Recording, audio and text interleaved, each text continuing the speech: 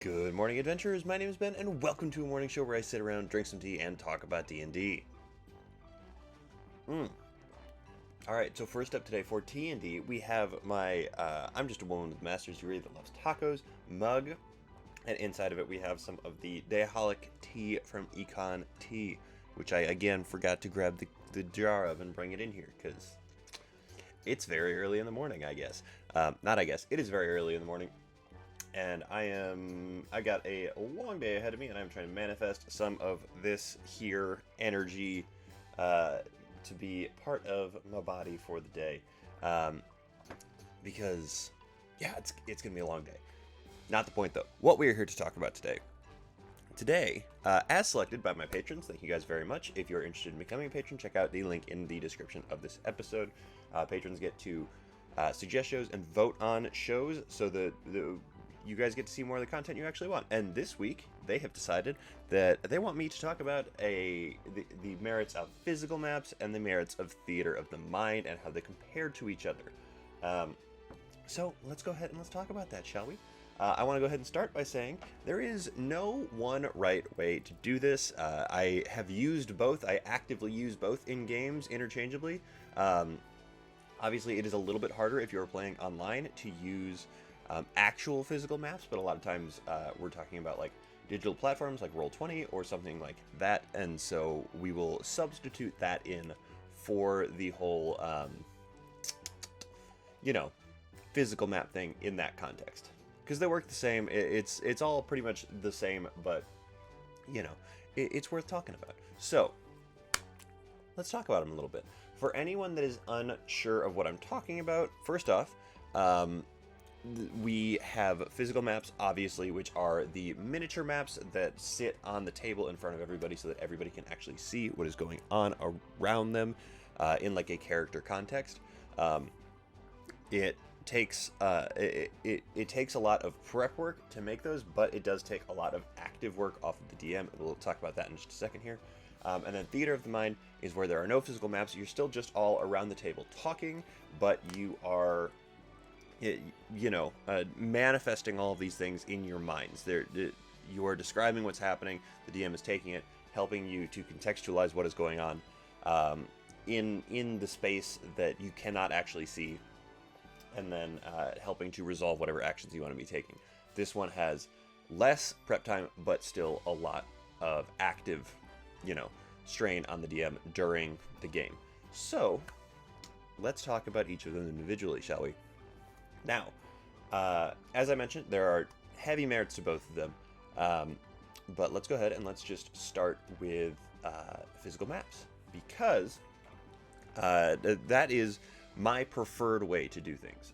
I am somebody who invests very heavily in a lot of things as I find them, fascinating or exciting or something like that. So if you know much of anything about me, you know that I have like a toolbox full of miniatures just hanging out right over there, in addition to a bunch of them that simply can't fit into the toolbox.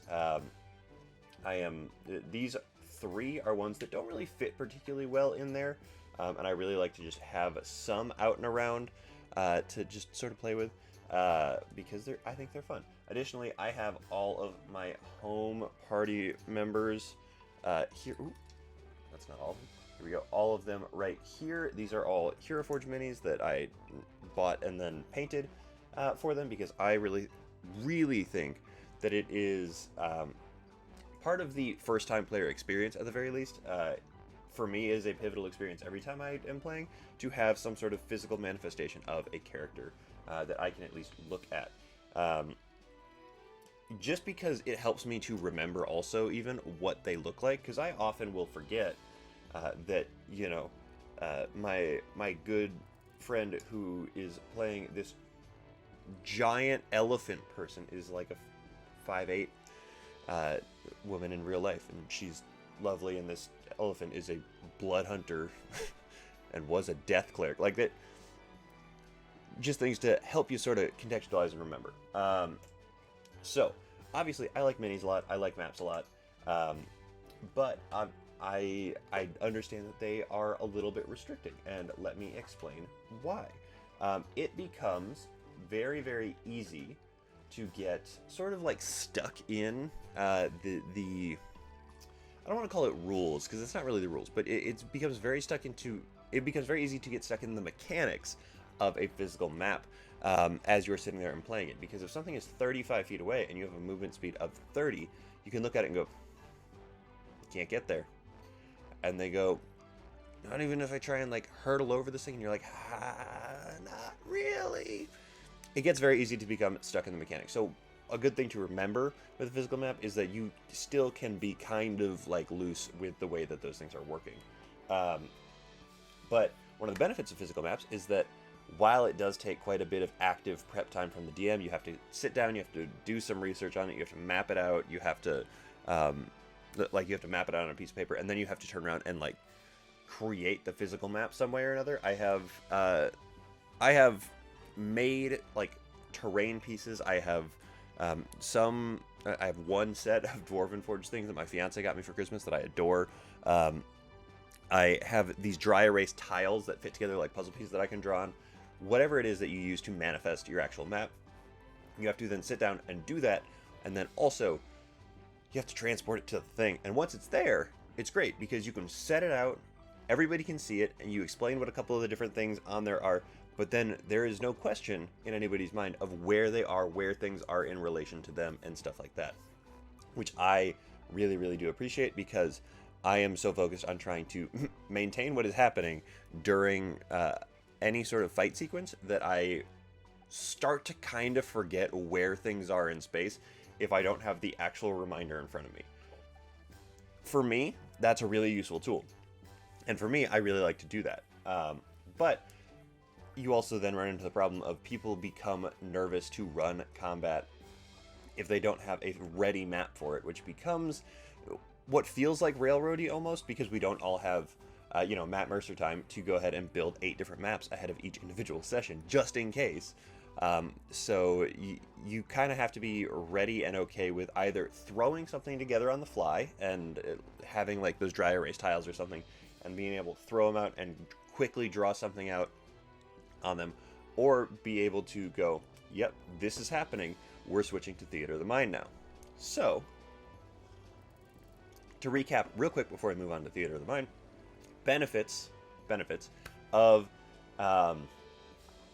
physical maps. Wow, physical maps. Benefits of physical maps. They are, one, very pretty, almost always. It's just cool to have a physical representation. 2, it takes the active mental load off of the DM while you are like running the combat and in the combat. And I mean, I didn't really say it as 3, but it can be a fun little hobby to do. Like, I really enjoy making little maps up and stuff like that. Cons of them. 1, they take a lot of prep time. 2, they can be a pretty heavy monetary investment if you are like trying to go all in on them. And kind of 3, it's more of just like a mentality thing. You can sort of get stuck in your physical map and not really be flexible, or not really be able to do something outside of that specific area and location. So moving on to Theater of the Mind. Theater of the Mind, as I mentioned before, is where everything is sort of manifested in the minds of the players and not in any sort of real physical representation. So, some of the benefits to this. Theater of the Mind is a really effective way to, continue with like a fluid storytelling kind of experience. Maps are almost always used in like a wargaming thing because it is a very mechanically heavy situation, whereas Theater of the Mind will likely not be used because Theater of the Mind sort of does away with spacing a little bit more.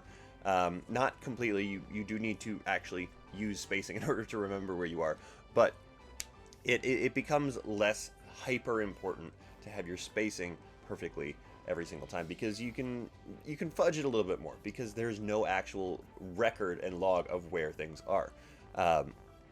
When I'm running Theater of the Mind combats, I generally try to keep the room under double what the fastest PC's speed is, so that in theory, whoever the PC with the highest speed is can dash across the entire fight area or room or whatever in one turn, so that there is always the possibility of something being within reach.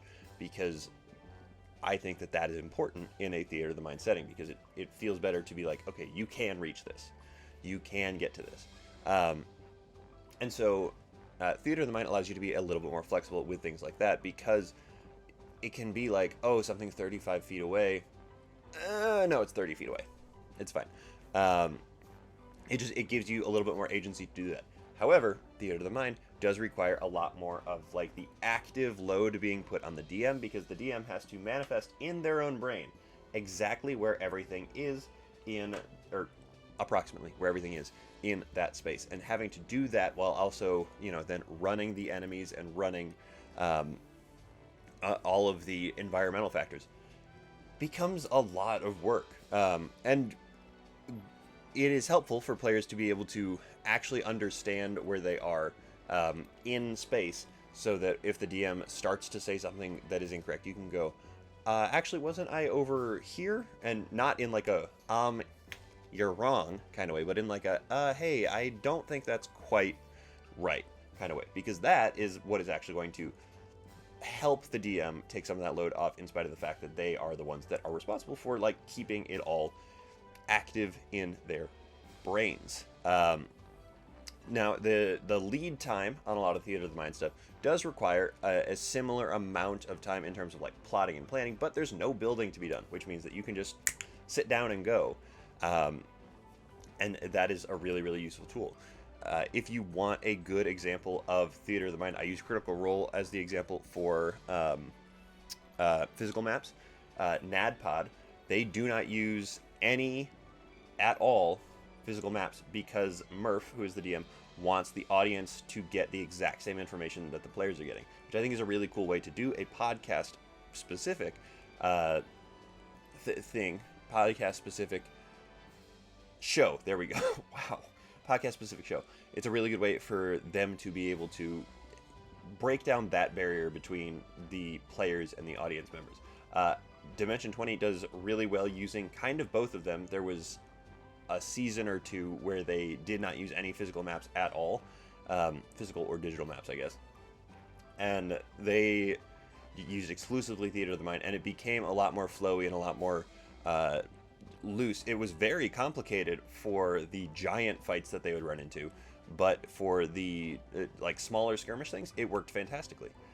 And then they didn't have to have a full set piece battle every other episode using this brand new set every single time. So both of them have their merits.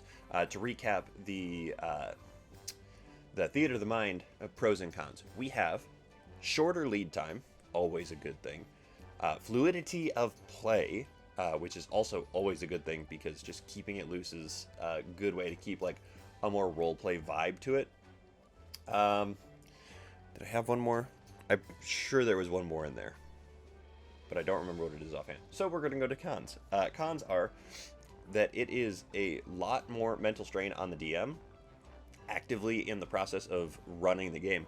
And two, honestly, the thing that is hardest for me about it, even though I usually can communicate to my players pretty well, you have to be able to very effectively describe what is happening, because otherwise somebody's going to be confused, and if somebody is confused, then they have a totally different interpretation of what's going on than the rest of the table, and that can lead to like, honestly, inter-party conflict, and it can lead to just this sort of like confusion and frustration among the players towards the DM, and among the players and the DM as like a whole unit. So there runs the risk of that being a little bit more of an issue with theater of the mind settings. That said, about both of them, they are both incredible tools to be able to use to help sort of manifest the game that you are playing. Because the reality is that there is going to be some kind of like semi-visual setup that goes with it, either in your mind's eye or physically in front of you. There's going to be some sort of visualization that is happening to the game. And while these are the two most effective and common methods, two most common and usually most effective methods, they are just that. They are methods. Anything that is like a hybrid of that works best for you, that's fantastic. I use a lot of times in like travel or something, I will take all of my player minis and I'll say, okay, what's the marching order? And then I will just line them up in their marching order but that doesn't really do anything because it's just sitting on the table. There's no map, there's no nothing like that. I'll just line them up so that I have that mental cue to know what is going on and which order people are in, so that if something happens, like they get attacked or they are looking for something, then they can actually, I can pick the right person who has decided to be in that position in order to actually resolve whatever is about to happen, which is super helpful. And that's kind of a hybrid between the two, because again, I'm not like scooting them along a map, because that would be insane. I'd have, the biggest map in the world to have them be able to travel, 50 miles or something like that, walking. Every square is 5 feet. I'd need so many squares. I could sit here and do the math for you, but I'm not going to. And so it's just not worth it on that one. But when you get to an enclosed space where there is sort of like a set piece happening, I find it to be incredibly useful for there to be a miniature map in front of me, just so I can actually see what is happening and actually pay attention to what is going on. And as the DM, again, if I am trying to maintain complicated stat blocks for several different monsters at the same time as trying to maintain some aspect of roleplay in combat, and trying to help facilitate the fight, and trying to help the players like do their turns and stuff like that, it becomes a lot. And so I like maps. Plus, I mean, I wouldn't have this mammoth friend otherwise, and he's so fun. Yeah, I like minis. Minis are a good time, but they're not the end all be all. Yeah, I think that's everything I have to say on that whole thing. So let's move on to shows for this weekend, because it is heading into the weekend, which means we have quite a few different shows. First up, we have Mayhem D&D. First up, on Friday, we have Mayhem D&D, Off the Rails, Oxventure, Just Roll With It, The Strings of Fate, Rolling with Difficulty, World of Low, The Crown DM, and Coming Together Naturally. There goes the cat. On Saturday, still a short list, we have Dice Funk and Strange Hungers. And then on Sunday, we have Super Idols, Roll for Your Life, Grinning Griffin, Dungeon Drunks, Library of Nightmares, The Chaos Brigade, Rise of the Forsaken, Chromatic Dice, The Strodcast, and High Rollers. Please go check them out. Let them know that I am the one that sent you, because again, one day, someday, someone is going to say, hey, this guy sent me to see this show, and they're going to say something back to me about it, and I'm going to think it's hysterical. That's really the end of that whole thing there. So, with all that said, thank you guys so very much for making me part of your morning routine. I really do appreciate it. And thank you so much in particular to my patrons. You guys are the ones that make this show, quite literally this show, possible. If you're interested in becoming a patron, having the ability to listen to an extra little show that I do every first and third Sunday of the month, suggest show topics, vote on shows, everything like that, please go check out the link in the description of this episode. Every little bit of support helps. Every little bit of interaction helps. I do genuinely appreciate it so very much. But with all that said, have a great weekend, guys. And don't forget, drink tea, play D&D, and keep on rolling.